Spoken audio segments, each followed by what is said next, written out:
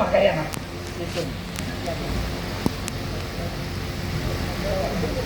चला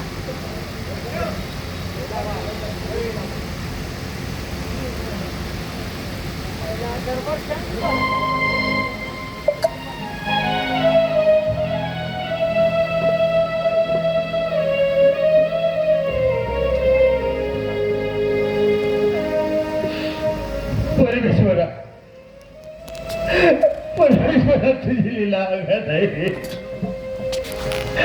असणाऱ्या जन्मदात्या पित्याने मला आज अंगावरती हातची फटके मारले आणि मला रस्त्यातून बाहेर हाकलून दिलं. पण मी बाबासाहेबांना सांगितलं की मला संसार करायचा नाही, मला फक्त मित्रप्रेमी व्हायचं आहे. एवढं सांगून सुद्धा बाबासाहेबांनी मला आज अंगावरती हातचे फटके मारले आणि या राष्ट्रातून मला हाकलून दिलं. नाही थांबणार, या राष्ट्रामध्ये नाही थांबणार. जिकडे रस्ता दिसेल त्या रस्त्याने मी राष्ट्र सोडून जाणार. पण माझ्या जीवा भावाचा माझा मित्र चंद्रकांत माझ्या भेटीसाठी येणार. कारण चंद्रकांत माझ्या जीवा भावाचा मित्र आहे. आम्ही पाचच्या भावासारखं एकमेकांसोबत वागतो. या लाल बगीच्यामध्ये थोडा वेळ थांबतो, चंद्रकांतची वाट बघतो. जर चंद्रकांत आला तर त्याच्या संग बोलतो, नाही तर त्या दिशेने रस्ता दिसेल त्या दिशेने मी निघून जातो.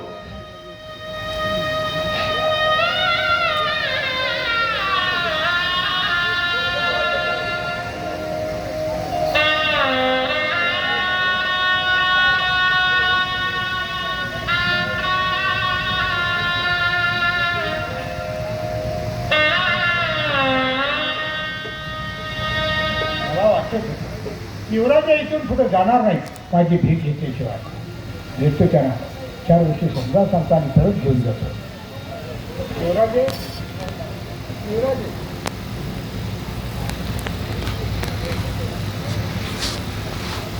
कोण?